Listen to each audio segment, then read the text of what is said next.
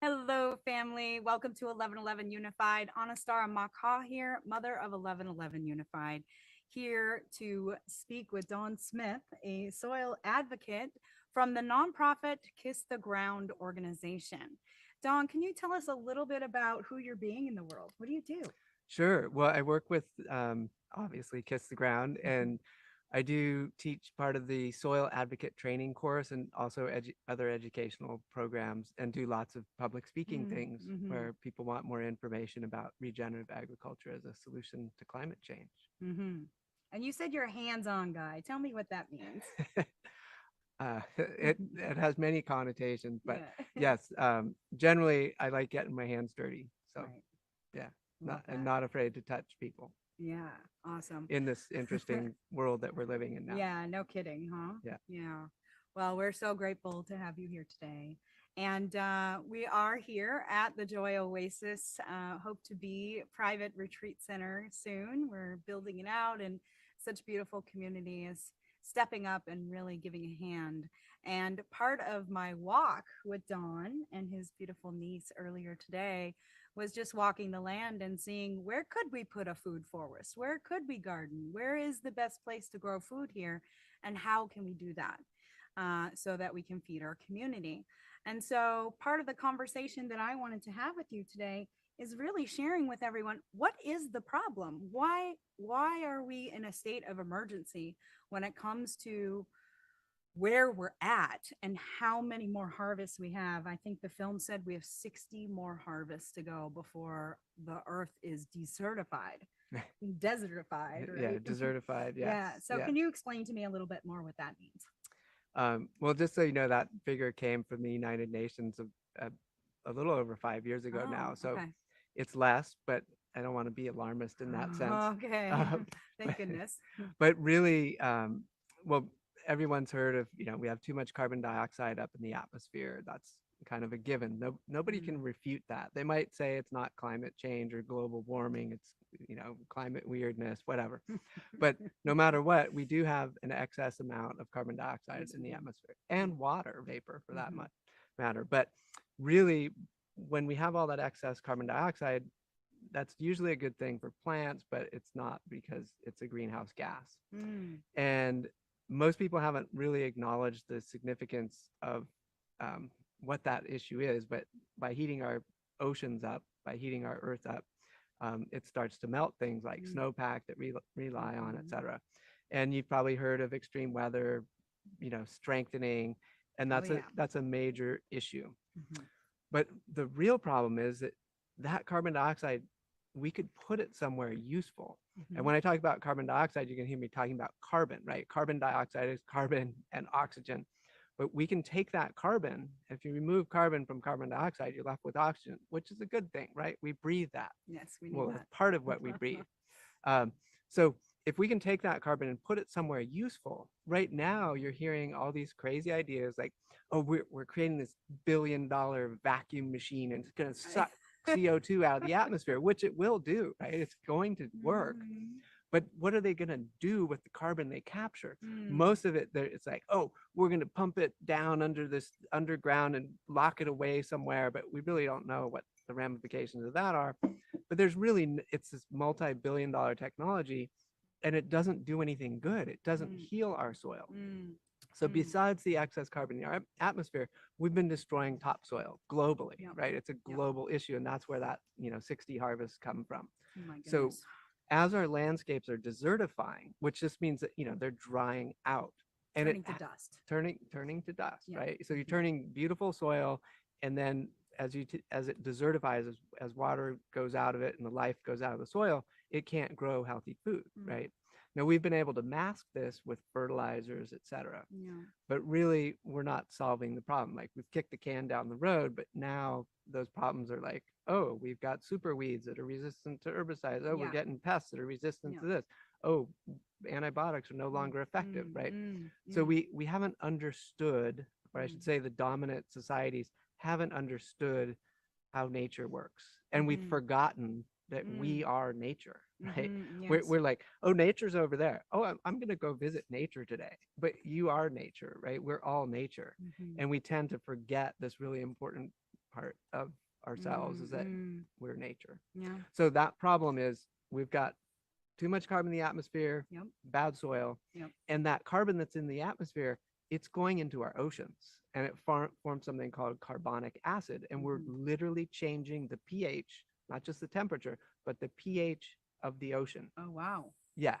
Oh, wow. That's a lot of I didn't water, realize right? that. That's a Uh-huh. huge amount of water. We're Yeah. changing, we're literally altering the pH, Oh making my it more gosh. acidic, and it's causing problems already in our marine life. Mm. So it's like, it's huge problem. So this Mhm. excess carbon in the atmosphere, what can we do with it? And it's like, oh, we could look to nature again. So Yeah. let me know when you want me to talk about the solution, but Yeah. that's basically Yeah. the problem. We've got too much Uh-huh. carbon in the atmosphere, and we've got our topsoil Okay. still leaving our land Right. it through erosion. So Mhm. not only is it desertifying, but the good fertile stuff is It's washing washing away, away. Yeah. right? Uh-huh. It's washing and blowing away. Oh my So gosh. like in the US, our top export topsoil Mm. into our rivers and oceans. Oh no. Yeah. Okay. So hard to grow Yeah. food that way. Yeah, it really is. And in the film, they explain quite a bit about how it was the industrial farming and the tilling and how much carbon goes into the atmosphere around March and April of every year. And it's literally toxic.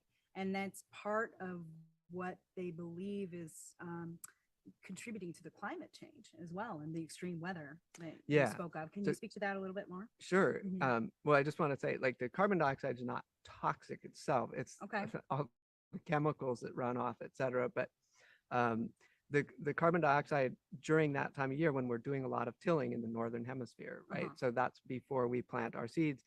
We've come up with these great pieces of farm machinery, and they till the soil, which the farmers have been convinced that that's the only way you can grow Right. food is tilling, and it does all these things. Oh, it aerates the soil, it gets rid of weeds, it makes it so you can plant. Mm-hmm.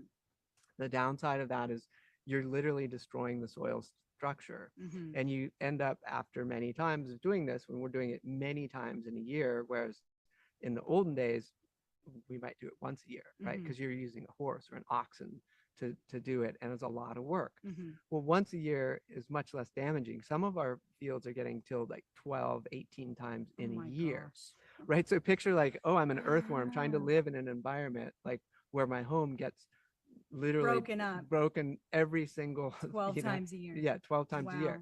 Wow. Oh, That's not a good way. And yeah. then we're adding all the chemicals to the mix as well. Mm-hmm. Mm-hmm. So literally the other part is that all that carbon that was in the soil, when you till, you expose it to oxygen. So what we call soil organic matter, which is not that you need to know, but it's 58% carbon. So Mm-hmm. that's carbon, right? As soil organic matter, it could be a dead root, it could be an earthworm, a microbe, anything that was once alive or is alive is organic matter. Mm-hmm. So those things that are in the soil, when they get exposed to oxygen, if they're dead, they're going to oxidize and go up as CO2. Right. So tillage creates massive amounts of carbon dioxide, Mm-hmm. and Okay. it's one of the most damaging things that we do to our soil Okay. is tillage. Okay. There's lots of damaging things, but that's one of them. And we're Yeah. doing that at scales, unprecedented scales all around the world. So Right. that's what big agriculture is all about. Yeah. So Yeah. I know in the film that there was a part where he showed NASA right, the did a satellite image, right, exactly, right. and the purple was all the carbon dioxide and how much it happens in March and April. And I guess when I looked at it, I just was like, oh my God, that's toxic to Mother Earth. Like, Yeah. maybe not to us, but that's destroying her in one way or another. And Yeah. I'm sure there's a series of results of that happening.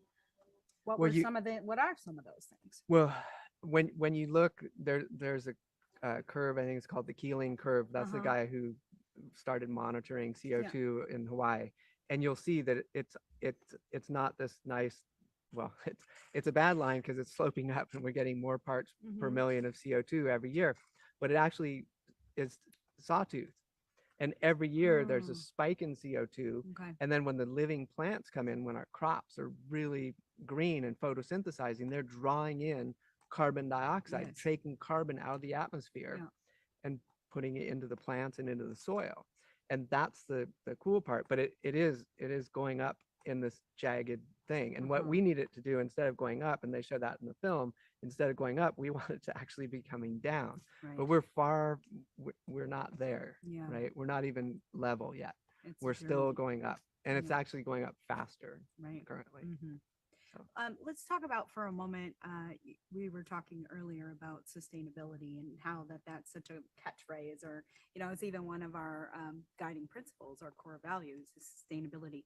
But we're actually just sustaining something that's already damaging. Right. And so, what is regeneration? yeah, Yeah. great question. Thanks. So I like to tell people, like, we've been farming, practicing agriculture for thousands of years, and basically the dominant cultures have been doing it in a degenerative way. Mhm. And so their population expands, and sometimes they collapse because they can't feed themselves. Yeah. Or there's, a climactic event and it causes, a food shortage and the population can collapse. Mm. But oftentimes the dominant culture goes, hey, we found some new land over here. There's other people living there, but we'll just kick them off because we have better weapons, or we can, something bad happens, right? We've done that globally around the world. It's been happening for millennia. But that we can't do that anymore, right? We've run out of these lands that we can just go over and conquer and take over land and grow stuff.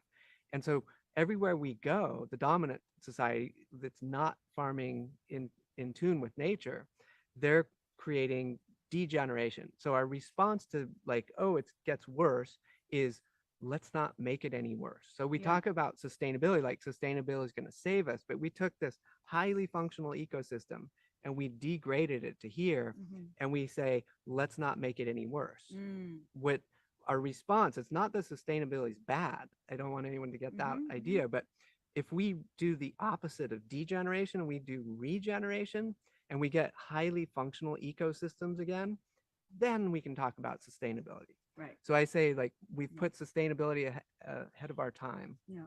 We really have to regenerate. Then we can talk about Yeah. sustainability. Yeah. And I think when people see it that way, all of a sudden it's like, oh, and it's not, I mean, sustainability is not bad. It's just, Right. we really need to set the bar a lot higher. Sustainability is this really low bar, like, Right. oh, let's not make it any worse, which that's even hard. Uh-huh. But if we start to pay attention to how nature works, that's where we get into the exciting Mhm, part. And mhm, once you see, mhm, like, I sort of get giddy when I start talking about regeneration, because when you see it in action, like mhm. when you see a landscape that was desertified and you see it turn back into a place where there's like there used to be a creek here that ran year round 75 years ago, but it dried up like 30 years ago. And all of a sudden the creek starts to run year round again. Like, what? And it's Teach because me. I want to it's know. I want to because of know. land management, right? They Mhm. changed the land management, and there's so many different methods and practices that people do, but this can be done. What people don't understand is, like, this can be done on agricultural land, right? Mhm. So we have all this land, roughly 80%, that's a rough number, it's not quite Okay. 80% of ag land is for grazing, right? Mhm. Well, grazing land, and everyone says cows are evil, but that's not really true. Mm. It's how we manage the cow, Yes. right? It's not the cow, it's the how. So if you look at 80% of our land, we can't even grow crops on it. Like, the stuff that will grow there, ruminants or animals that Uh-huh. graze, they can turn stuff we can't eat. Like, we can't survive on grass. If we eat cellulosic material like grass, Mhm. we don't do well, Right. right? It's Yeah. not food for us. Mhm. They convert it into protein, which complete proteins and all sorts of amazing things that we can, if you're vegan, you don't have to take this option, but we as humans can eat it, and it's really nutritious if Mhm. it's good forage. Mhm. So we can rehabilitate these landscapes that we can't use anyway by properly managing animals, which used to manage themselves because we had predators, right? Mhm. So one of the issues with that is, sort of off topic, but we got rid of all our predators, right? The Mm. top level predators, most places, like in the US, right? We Mhm. had Mhm. bison. Well, we almost got rid of them. Mm. But we also used to have wolves and bears and all sorts of things that made them herd. So we Uh-huh. can emulate that using cows, sheep, different livestock methods to do that. And then you can move the animals frequently so the land gets plenty of rest, but it gets disturbed, needs to be disturbed, but we disturb it the way we're doing it in crazy ways. But if we Mhm. go back to the natural principles, we can rehabilitate that land. So that's like 80%. The Wow. other 20% is like cropland. Well, cropland, we can grow crops and improve our soil, right? All we've been doing is growing crops and depleting our soil. Mm. Like some of the best Mhm. fertile land, whether you're talking about the Central Valley of California or the Great Plains in the Mm. US, most fertile land ever. And it's gone. It's Like if gone. you go to the center part of the Great Plains, you look at what farmers are farming in. I've been there. I've watched the dust blowing. It's not as much anymore because the Mhm. topsoil is blown away. Mm. They're farming on subsoil. It's Mm. literally subsoil. It's the stuff that 20 plus feet of topsoil in some areas is gone. Wow. 20 feet of it. Wow. And now they're back on Yep. subsoil farming. Mm. Anyway, Mhm. that can be changed. Yeah. It, Okay. it's just a matter of applying principles. Cool. Yeah, Yeah. I love that. And I want to talk about that because, so many of us are like, okay, electric cars, solar panels, off the grid power. Like there are ways to try to not produce as much CO2 in the atmosphere. And yet it really comes down to what's underneath our feet, and I believe as a mother too, that I want my son to have great grandchildren that on not only survive, but they actually thrive, that they're living in an environment that's healthy for them. They have clean drinking water, they have beautiful organic food to eat, and they can take care of themselves. And at the rate that we're going, it's kind of scary to think of where my son could be when he's my age. And so for me, it's really about how do we honor, how do we respect, how do we acknowledge Mother Earth and what she's here providing each and every one of us? And how can we come back into the frequency and the field of truly honoring her and blessing her as she blesses us? And the best way to do that is to start regenerating. And so I know you guys are working on a project called Regenerate America. Can you tell us a little bit about that and what is regeneration all about? How can we Yeah. start solving this problem Well, together? yeah. So first, I just want to honor like indigenous cultures, right? Yeah. These are amazing people with an understanding of natural systems that Mm. just blows away Mm. our, you know, reductionist scientific approach. Mhm. And if we can couple their knowledge with you know some of the scientific evidence that we're able to do, like we can blend both these systems and get to this regenerative state. Mhm. And like all this science, like they keep wanting, oh, we need to prove it work, we need to do da da da da. But anyway, Regenerate America is really geared towards changing the farm bill. And most people like Mm. the way to look at it is, do you eat? Yes. If you eat, I do. if you eat, you should care about the farm bill. Yes. So think about that. I'm guessing that most of the people watching this eat. And if you're in the US, you should care about the US farm bill. And even if you're not in the US, what the US does, a lot of other countries follow. So what we're trying to It do, affects the globe too. Like globally, we're yeah, all affected by what happens in every country. yeah. Yeah. And you know, if we can get our farm bill to change, and that's what we're actively doing. Like we have people on the Capitol, we're in front of senators, the House of Mhm. Representative people, and we're literally showing, they've not only have they watched Kiss the Ground, the film, we're getting them out onto farms. Like we're Nice. literally actively doing farm tours with them. And I mean, that's a lot of effort, right? To literally contact a senator's office or someone in the House of Representatives and meet them in their state Mhm. and then get them out onto a regenerative farm, Mhm. right? We're not taking them to like a conventional farm. We're taking them to like somebody that's actually Awesome. regenerating. Actively. And so Yeah. they're, and it's such a win because it doesn't matter which side of the aisle, like that's the reason Kiss the Ground thrives, is if I ask you the question, do you want clean air, Yes. clean water, Yes. and healthy food? Yes. You're like most people, Mhm. right? I don't care what race, what religion. You want that for your It family, for crosses all yourself. lines. It's Yep. just everyone's on board. Yeah. And so it doesn't matter who we talk to Mm. in these governmental offices. When you show them the win, win, win, win, win, like Mhm. there's no loss in this. Well, Mm. I shouldn't say that. There's probably a few chemical companies that will not be happy with it. Oh. But generally speaking, it is a win. And when they see what all the wins are, I mean, I'm talking about human health, right? Mm-hmm. The US, we lead the nation, or the nation, we're number one in the world for chronic diseases. Doesn't surprise me. We also spend more money on healthcare No. than any country. No. Now, chronic diseases, what's a chronic? It's usually something that's created out of bad diet a lot of the Mm-hmm. time. It's literally Nutrition. nutrition. Mm-hmm. Well, the way we're growing our food is part of that Of problem. course it is. Yeah. So, and once again, there's big pharma with a PH Mm-hmm. and big Mm-hmm. pharma with an F. But there's a lot of chemical companies involved in both those situations. And it's not conspiracy theory. It's just, it's real science. Like if I take a carrot and I take one that's grown in a degenerative soil and I Mm-hmm. take one in a regenerative soil, Mm-hmm. you can look at the phytochemicals, trace minerals, and the ones that are grown degeneratively, they're not just like 5% better on some of these, they're like 200 times better, like Mm. on the extreme ends, like from the worst to the best. So like you could get a carrot and eat one of these and get 200 times more of something than this other carrot. The vitamins and minerals.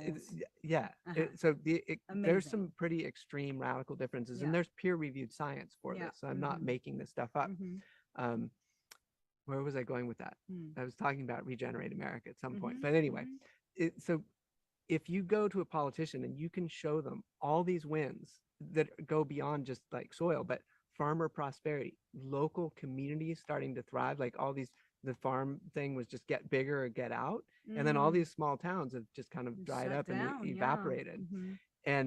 And these farmers, nobody's making, well, I shouldn't say that. Very few farmers are actually making a profit in the Mm-hmm. current commodity driven system. Yeah. It's really hard for them to make ends meet. So they've So been getting sad. bigger, getting bigger. Oh, you need more inputs. Mm. In order to survive, you need GMO seeds and all these chemicals. So the cost of those have just gone up and up and up. Mm. And the only way the farmer could survive was to buy up his neighbor who went out of business. And now they're farming these massive amounts that they can't even manage. Mm. And they're still, their soil's getting worse and they're Mm-hmm. still going broke. Mm-hmm. So it's just, and people aren't getting healthier, Mm-hmm. right? Mm-hmm. So we're eating food literally that's not making And us we're well. overproducing too. When I look at like when I go into a Costco or something and I see like Well, just that's all a the whole, avocados that are dying, and I mean, yeah, we only go in a there's couple food, times a there's some year, food but the waste. point is there's like so much food that's being wasted. Right. I mean, That's a whole nother that's a thing. I whole nother know. thing. And Yeah. we're really, so what we're trying to do is effective with Regenerate America Yeah. is change some of the legislation because Mhm. right now it's, nobody's going to have read a great book on the farm bill, but there is a little short version of it. But when you see how much the subsidy system is geared towards supporting conventional, what I call conventional agriculture, which is the degenerative in general, Yeah. not all conventional is degenerative, but for the most part, conventional ag is degenerative. Mhm. And so you get all these subsidies if you do it this way. If you try and grow a cover Mm. crop, oh, you can't get crop insurance. Oh, you Oh can't do that. I mean, they've changed some of no. that, but Oh, they made it so hard for a farmer that wants to do something different. yeah. They can't, they might not be able to qualify for a loan at the bank, They have to right? So play in the most of the system. farmers that have jumped to this different way, Mm. most of them have done it out of financial hardship because they couldn't actually acquire funding to buy their seeds or their inputs. And they're Interesting. like, well, I still want to farm. Yeah. How can I do that? Okay, I'm going to go with no inputs. And it's tough because it's hard to get the yield, but then they're like, eventually they see people that are doing it successfully and they're like, well, what are you doing? Oh, I'm doing this, this, this. And then they're like, oh, I make way much more money Mhm. because they're not spending money on inputs. Mhm. And most people Mhm. can't go cold turkey, but you don't have to. Like if Mm. you plan it out properly, you can do it over like a 3-year period and go from, okay, I'm going to take, if you think of it, I like to think of it as we're applying antibiotics, whether it's tillage, herbicides, fungicides, pesticides, insecticides, Yeah. nematicides, all those sides, right? Yeah. Biocides. Yeah. Mhm. They're technically, if you think about them, they're antibiotics, right? They're against life. They're killing some form of life, Wow. Oh right? my gosh. Yes. So we're Okay. applying antibiotics, whether it's on our livestock, Ugh. literally, or it's our soils. So think of it, we're constantly doing things that are against life, Hurting it. hurting it, right? Yeah. Hurting Mother Earth. Yeah. So What if that farmer that was spending $200 a year on antibiotics says, okay, I'm going to only spend $100, and the 100 that I was going to spend on anti, I'm going to use pro, right? Mm-hmm. So if they were to just switch half of their antibiotics to probiotics, right? Like as a Mm-hmm. human, I'll get to that in a second, but as a human, Mm-hmm. like it's pretty obvious, like, yeah, probiotics sound better than antibiotics. So No. if I do that, what would happen? Well, can you imagine when they take that whole $200 budget, if they just shifted that to probiotics and they just removed all the bad stuff and Mm. they just applied good stuff, Mm. like Dun, dun, the dun, change is dun. the change is dramatic, right? And you Yeah. see soil regeneration. My It'll happen the gosh. very first year. Is it perfect? No, but literally life comes back to your soil, Mm-hmm. and that's the building block of soil. Which Mm. you guys have to hear the building block of soil, because Yes. soil. Can I just go right Yeah, into that? sure. Okay, Why not? Building I'm block on a of roll. soil. Go for it, Don. So soil, sand, silt, and clay, right? Just three Yeah. different size particles. Where did they come from, right? Rocks, right? It's just broken down rock. They're very small pieces. And by themselves, they contain some mineral elements, but it's not available to plants. And it Mm. doesn't function well when they're all separate and there's Mm-hmm. no connectivity. Nature didn't evolve that way. Mm. So I like to go back to microbes. Who was here first? You know, microbes are human microbes. Plants, nope, microbes. Fungi, nope, microbes. So everything came with a microbiome. They depended on microbes for part of their lives. Mm-hmm. I'm not alive. If I killed off my microbiome that's on my skin, inside my gut, throughout my body, all those microbes, I would die. Mm-hmm. Right? I would have nothing. I wouldn't be able to sustain myself. Mm-hmm. So I'm dependent on microbes. So think about it. You know, more microbe DNA than human DNA in my Mm-hmm. body. Mm-hmm. That's pretty crazy. Mm-hmm. Same in your body too, Yep. because you're alive. Yep. So anyway, microbes are the start of everything. They're what helps soil. It helps glue soil together. So all these microbes and fungi produce different glues and chemicals, etc. And they literally bind up all the sand, silt, and clay particles into micro aggregates. And some of those micro aggregates form macro aggregates. Mm. And so you get these building blocks in soil. Okay. And that's what was nice to see the gophers on your property. Yeah. Is if you look at the soil they pushed up, there was good aggregation in there, Mm-hmm. which is that's nice to see as a soil geek. Yeah. But so that just means that these particles are glued together, and as they glue together, that means there's more airspace. So think of like sand in a glass jar. If you pour water into it, it doesn't go in very well because the pore spaces are really small. But if you had marbles, like a glass full of marbles, you pour water and it goes right in. Uh-huh. So that's what you want, is really Okay. nicely aggregated soil, Yeah. because then when it rains, it can go in. But also the Collects air, the water. people don't understand air, right? Mhm. So we think we breathe oxygen, which Mm. is true, but we also breathe nitrogen, right? Nitrogen, yeah. 78% of the air is nitrogen. That's fertilizer. That's what we put on plants as fertilizers, nitrogen. But nature had the system, right? You go back to, how did the place look when we didn't have nitrogen fertilizers? It looked pretty darn lush, right? Yeah, right. It was pretty fertile. Pretty And gorgeous. then we missed out on all that. So soil, how it's built is microbes. They're the foundation of everything, right? Whether it's phytoplankton in the ocean or our soil microbes, they're the most important thing. And those things come back quickly. They multiply rapidly. Like even in the human microbiome, if you're suffering from like some terrible like irritable bowel syndrome or C. difficile or whatever it is, the really bad colitis stuff, they're doing, you know, fecal transplants, which sounds disgusting. It's a treatment. I heard But of it people recently. that have had this disease for 10 years or longer, Yeah. 24 to 72 hour cured. They've been Wow. taking pills for a decade or more, Yeah. dealing with this thing. Wow. They get their microbes repopulated properly, Mm-hmm.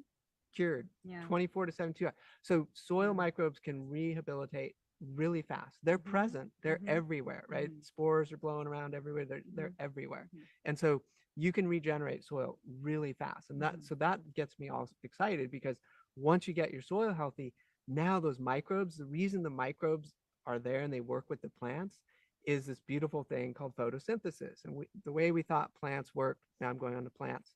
The way we thought plants worked was that, okay, they photosynthesize and they grow, right? They suck up nutrients and water from the soil. That's what roots do. We didn't get it. We missed this whole thing that plants exude carbohydrates out in the soil. Instead of building more roots and more trees or more leaves or branches or whatever, fruit, they're pumping these exudates into the soil. It's like, why? What are they crazy? No, they evolve with microbes. The microbes mine the sand, silt, and clay.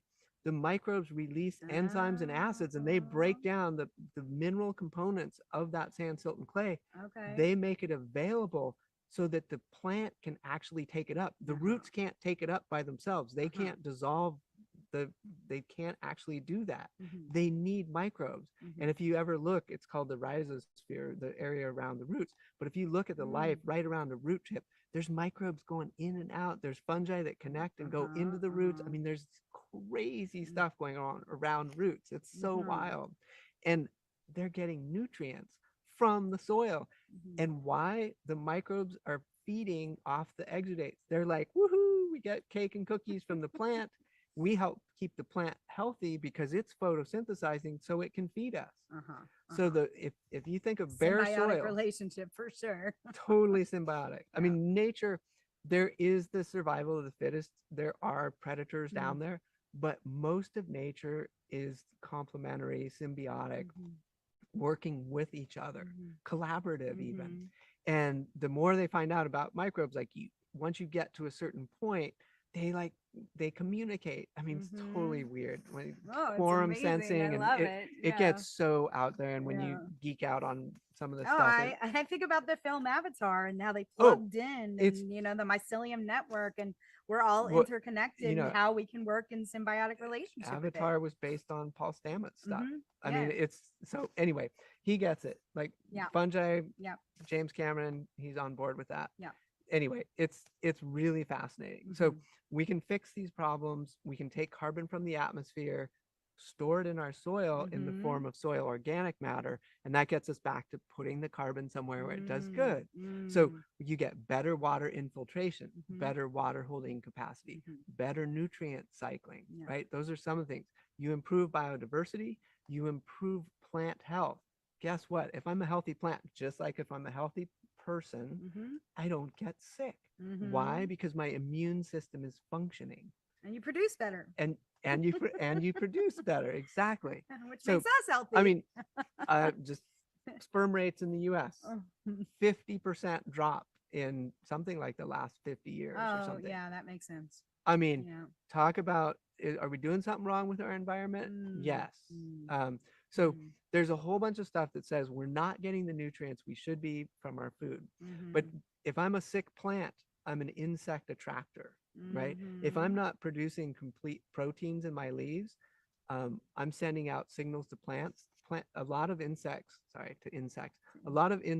cannot digest complete proteins. Some can, but a lot can't. So when a plant isn't forming complete proteins in its leaves, and it's literally sending out a signal. And then the insects come. And the insects come. It's like, hi, I'm sick. Take me out. And the farmers want to use the insecticide to get rid of the insects, making the plant sicker. Exactly. Wow. So you get that feedback loop, right? Yeah. So degenerative is basically a negative feedback loop, right? So you do something and stuff gets worse, and it gets worse, and it gets worse. Regeneration is a positive feedback loop. And that's what gets me so excited when you see examples of that. Like there was a guy, it's called Life in Syntropy in South America, and you can check that out. Ernst Gosch is his name.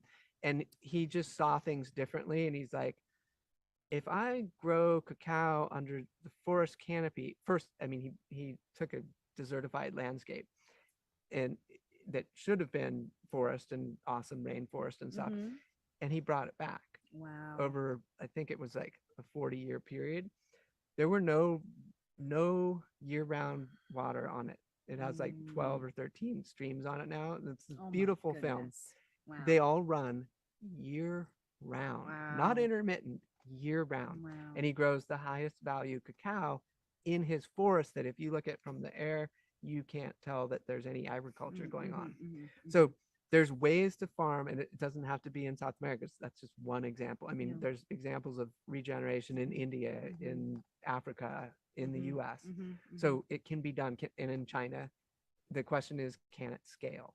Right? You didn't ask that question. No, I didn't. Do you want to ask that I do question? want to ask that question because it is something that, I want everybody who's watching to understand that you can start this even at home. We walked the land and was like, how can we create a food forest here? How can I have the two creeks that are flanking our property run year round? That would be amazing, right? But what do I do? How do I start? And so, yes, let's talk about like the individual, how the individual can start, and also how can our farmers scale it and make it profitable. Yeah, exactly. cool.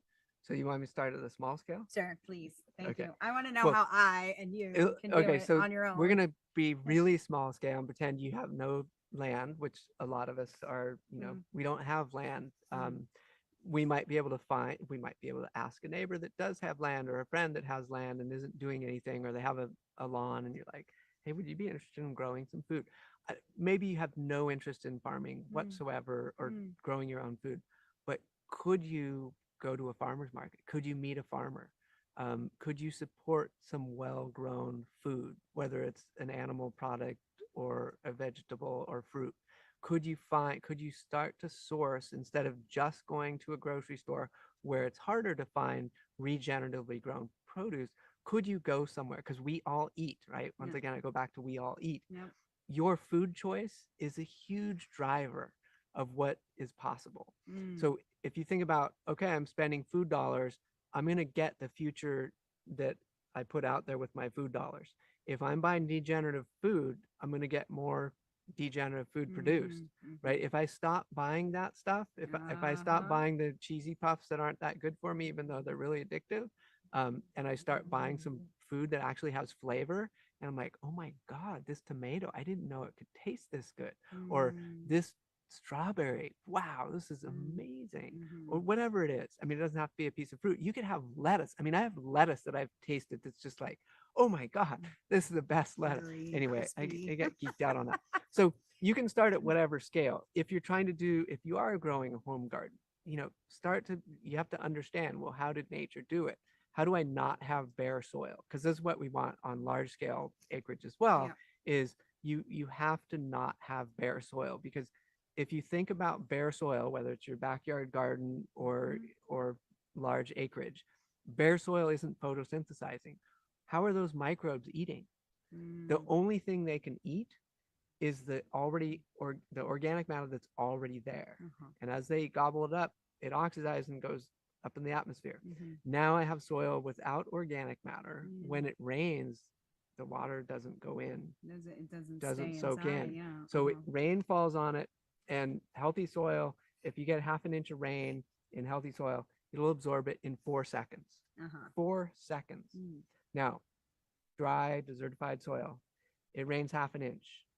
In an hour, it will only infiltrate half an inch, maybe only a quarter. So a quarter, half inch in bad soil.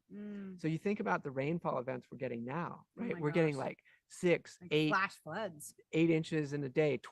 I've seen 20 inches within 24 hours, 24 inches in 24 hours around the world. These crazy rainfall events. Well, I'm not saying that healthy soil could absorb 24 inches in an hour, but it can absorb a lot. But if you think about it, we're getting little rainfall events, 1 inch, 2 inch. You want to absorb all that. You want effective rainfall. But instead, in these places where it can't infiltrate, if it can't infiltrate half an inch in an hour and it rains 2 inches in 2 hours, most of that's either going to run off, or it's going to pool and pond and just be like a mini lake and then evaporate. But usually it runs off. And what's it carry with it? Soil. Topsoil. Right? Because those raindrops are like a little bomb going off. So they just break up the soil, and all the light stuff floats off as soon as it starts running downhill. And so topsoil loss, erosion, etc. So we want to avoid bare soil. So even in your home garden, the best thing is a living plant. So if you can keep a living plant, I know there's winter and snow and all that stuff. Snow, fine, don't worry about it. But if you can grow something, if it is year round, you should always try and have something living, which is pumping carbon into the soil. Okay. And so that's like rule number one, is whether you're doing cover crops or you're just really careful with your rotation. And people plant things you don't have to till, right? Sometimes when you first start, you have terrible soil. You need a one-time disturbance. Like people say, oh, you can never till. No, you might need to do something really radical once, maybe twice, but preferably only once. And if you can get enough organic matter in when you disturb at that time and get it set up, it's just going to get better from that point forward. That's like Occidental Arts and Ecology Center nearby here. Their garden, some of the worst soil imaginable. And they have the best soil in the county. You can literally stick your arm in their garden soil, like right outside of their bed. You can't get your finger in this far. But where their bed is, you can go straight into your elbow without, you can just wiggle your hand right in. It's crazy. So you can do that kind of stuff, and it can happen fast. But grow your own food if you can. Farmers market if you can't. Grow your own food if you can. And you don't have to grow everything. Maybe you like growing whatever, bell peppers, and you're really good at, or pot peppers, or that's the thing you want to do. Well, then you start to meet your neighbors, And right? they do tomatoes And squash. and I grow cherimoya, and I like persimmons, and usually if you have one tree, it's more than you can eat, right? And everyone knows about squash, so only plant one squash or none, because your neighbors will supply you with squash. Yeah, we have two in our beds at Freestone right now. Yeah, but I have a peach tree that's just so, I mean, it's just so packed with fruit. I'm like trying to give it away as quickly as possible. So okay, so that's how we can do on an individual basis, and outreaching to our community and our neighbors, and doing food trade circles. Some of us actually do that. We bring a box to a friend, and then they bring us a box. We even do that when we do our starts. Like, we'll start a whole tray of onion, but we only need a 6-pack in our garden, so we'll give the other starts to friends. And so that's one way. Community supported agriculture is another. Support your local. They're called CSAs, community supported agriculture. Okay. And how would you look that up? How do you? Once again, depending on where you live, Google. Okay. Well, maybe you want to use DuckDuckGo or whatever. But right, totally. Okay, but CSA. But CSA, Okay, cool. or community supported agriculture. Cool. Find your local farmers market. All right. It's definitely it's pretty easy to find this stuff. And the more the other thing that I think the most, I'm an education person that just like educate. You can never get too educated on this. So I'm going to plug a book. Yeah, please. Well, you could always read Kiss the Ground, but watch the movie, whatever. Please but watch the book movie. I was going to plug is David Montgomery and Anne Biclay's book that just came out June 21st, I believe. And it's so good. It's called What Your Plants Ate. By the way, you should read his prior three. Well, he's got more books, but he has 3 prior ones that all kind of build up to this one.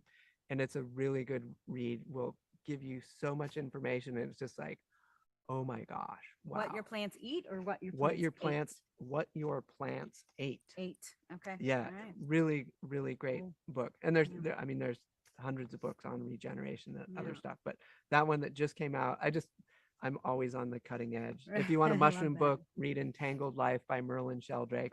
It is so good. Yeah. I have lots of favorite mushroom books, but I'm sure that's you the do. new.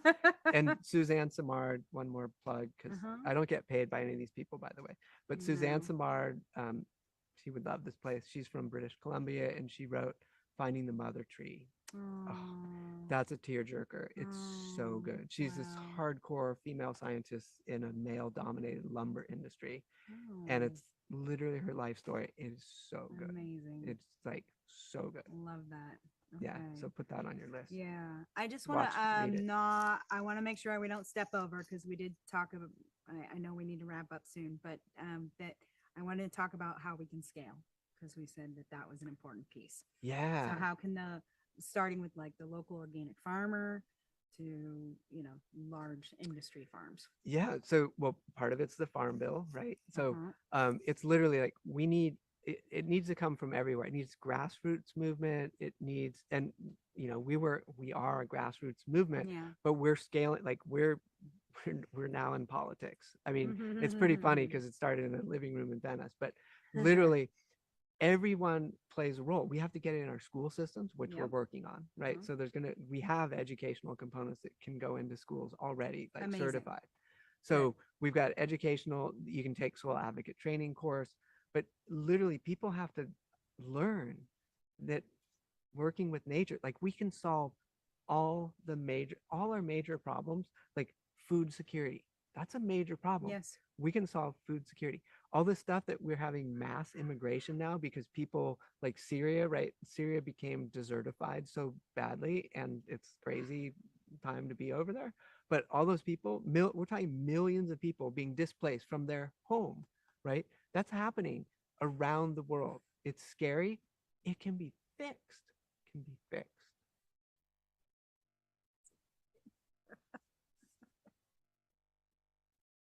Oh, with regenerating the It's soil. regeneration Like, at what? scale, Oh my right? God. Can you imagine Water, the right? What's the ramifications? water crisis, right? Right now, we have polluted waterways, Yeah. right? And dead zones.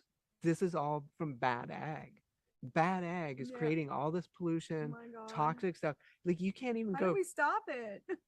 you Like, you stop using all these crazy chemicals, right? right. So Or stop buying their products or too. We could start there. yeah, it's Yeah. all connected, right? So when you stop excess nitrogen and phosphorus running off our farmland, which it doesn't need, like we don't even need, this sounds crazy, any real farmer would kick me off their farm if I came out and told them they don't need nitrogen fertilizer, Yeah. because they've learned that over the last 70 years that you have to use nitrogen in order to get a yield. Uh-huh. But all the nitrogen's in the atmosphere, and if your microbes are working right, they're going to sequester it Yeah. and feed your plant Yeah. constant nitrogen, all they need, Yeah. because your soil biology is working. Uh, We have dysfunctional soil. yeah. If we go back to functional soil, we saw wastewater, like we solve all this toxic runoff. The dead zone in the Gulf gets bigger every year. We set a new record. Like, oh, a record dead zone in the Gulf. Like all that's preventable. It's all runoff from farmland. Yeah. All of it's preventable. But we can solve all of that. So that's why scale up. And it's Scale up. totally scalable. So let's Yeah. talk about money, right? The Okay. thing that drives all this is money. Sure. Well, if this was so great, everyone would do it, right? Everyone, it can't scale, right? These are the common things that I get to hear all the time. It can't scale. Oh, yeah? Well, I can show you an area in India where all the work was done. They've now built over 42,000 earthen structures to slow down the water when the monsoon rains come, so that the water will infiltrate and then it'll feed, it replenishes the aquifers. Mhm. And it was a really simple fix. Mm. And it was one doctor named Regeneration. And now this area, it's huge, 42,000 of these earthen dam projects. I think they Wow. used, some of them use big equipment. He's been sued multiple times by the government Jeez. because he's damming up the water, but it's not a dam that like we think of dams. It's Yeah. a slow it dam. Uh-huh. It's a slow it, spread it, like Brock Dolman says, slow it, spread it, sink it, and a few other Goes into S the words. ground. But basically, he's done this. And in this desert environment, they've literally lowered the temperature by 2 degrees Celsius. Wow. 2 degrees Celsius, because they've been able to get water underground, use it for irrigation. So when it does rain, they're slowing it down, getting it into the soil. Then they're able to farm, have, instead of bare soil, producing lots of heat. They've got covered soil, photosynthesizing, feeding soil Wow. microbes. Very So cool. that's on a huge amount of landscape. Yeah. It's really impressive. They've Mhm. done that once again with no money, no government subsidies in Africa and Tanzania. Tony Ronaldo's work, millions of hectares have been reforested from desert. It's like China, right? The Lewis Plateau, amazing work, millions of acres. Wow. So it can scale and it can Uh-huh. be done. And all we have to do is get some political will behind it and some education behind it, and Yeah. people will be like, biggest no-brainer. Yeah. Oh, by the way, Yeah. this is a solution to climate change. Yeah. It's part of a solution to climate Yeah. change, because we take carbon out of the atmosphere, put it in our soil. Yeah. And if our soils are storing more water, we don't have as much water vapor, which is one of the most potent greenhouse gases we have, is water vapor in the atmosphere. And that's why we're getting extreme droughts and rain. It's like all the water vapor up there, and then all of a sudden it all comes out at once.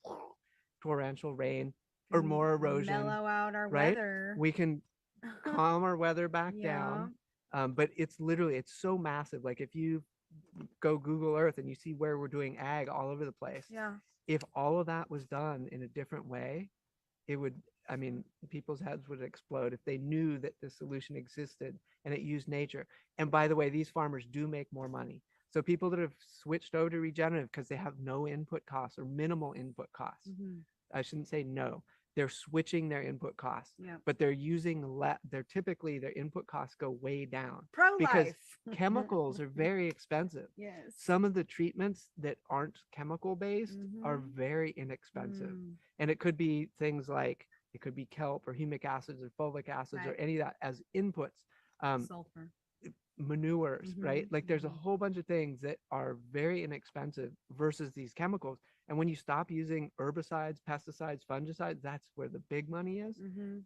And if your plant's really healthy, it doesn't need them. And a little Mm. bit, like if you have a little bit of pest damage, you get predatory insects. I mean, Yeah. nature worked. It kept itself in check. Yeah. And now we have like we make really sick plants and then they get these freaking infestations that just destroy it. Mm. So you have to chemical spray to kill the bug. And now it's like Anti-life, the antibiotics. I got my yield. Look, this kale looks Mhm. good. Mhm. But if you compare it to this kale, Right. they both look like kale. Like you Yeah. wouldn't necessarily be able to look at that and just know.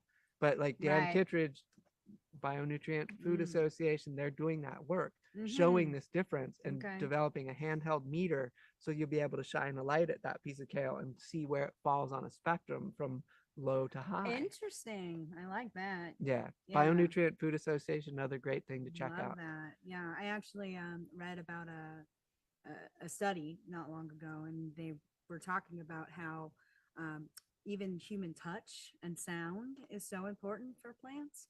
And if you actually like put your hands on the water and like bless the water and even tone into it before you water the plant compared to just watering it from a garden hose, that plant grows like twice as fast and twice as big and all the things, It's produces more fruit. there are some top agriculture advisors that will tell Mhm. farmers the most important thing they can do with their crops is to tell them that they love them To talk to them. Yeah. and talk to them. Yeah, exactly. And it's like They're living okay, it's beings. super woo woo, It's whatever. But okay. I'll go hug that tree and talk yeah, to it. it's Like, like there give it some love. everything's energy Exactly. and so anyway, this magic can happen. I Nature's love it. amazing. Yeah. And all we have to do is work with nature. If we work That's with all we have to nature, do. it's it's so much easier. Can you imagine like instead of tilling, you have all your earthworms doing all that work and they're fertilizing while they're doing it? Mm-hmm. Totally. So cool. Love it. Yeah. Thank you so much, Dawn. I so Oh, appreciate having you yay. and your time and your wisdom. And yeah, I Well, look it's forward great to to be here. I more. mean, look at me. I'm sitting in a redwood forest. It's like, It's pretty magical here. yeah, It's 11 yeah. and a half acres in the redwoods, and it's just so beautiful. So grateful to have this property and to have you here and to be able to discuss these things. And can you tell people how they can get a hold of you if they wanted like a soil advocacy? Yeah, You said you do sure. training and stuff. Yeah. Yeah. The first thing I'd say is Mm. just go to our website, kisstheground.com. Mm-hmm. And then you can see like we have all sorts of things. If you're interested in home gardening, we have courses on regenerative gardening. And you can, if you really want to geek out like me and you want to actually help spread the word about soil and how amazing it is, like what the potential is, take a soil advocate training class. You can do it. It's an online course. It's real, Oh, cool.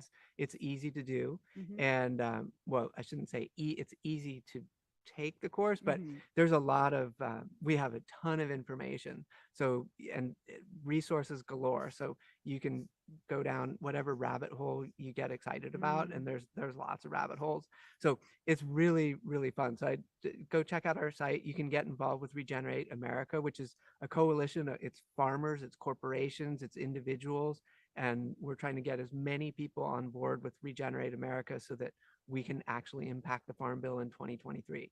And right now, I mean, we need all the help we can get, but as a nonprofit, but at the same time, this movement, I mean, it's not just us. We're collaborating with a whole bunch of people, and it's potent. Like we're going into these lawmakers' offices and they're like totally like they get it. They're like Amazing. listening, like Good. which is It's about time. it's fascinating. Like they because most people they've never actually learned anything about soil, Yeah. right? Or Mm. how it works or what the problems are. Wow. And then you show them the solution that's got so many wins, and they're Yeah. just like, wait a No minute, this brainer. is pretty cool. Yeah, And totally. if farmers can make more, Mm. like if they can actually make more money, like that's Mhm. Yeah. So, for those of you who haven't seen the film, please watch Kiss the Ground. We'll be doing a screening during the 1111 Unified event as well. awesome. And so you can find that on our website, 1111unified.com. And yeah, for those of you who don't know, we are donating a portion of our proceeds this year to Kiss the Ground. And so we really want to assist them in their mission and their purpose here. And so when you're buying your portal pass, you're welcome to add more donation on top of the portal pass fee as well. So thank you so Wow. much, everyone. Really appreciate you being here. Dawn, again, thank you so much. Oh, thank you. It's been Yeah. such a pleasure. Mhm. So Yeah. beautiful here. Thanks. Thank you. And happy 11/11, everyone. Yeah, and go forth and regenerate. Yes.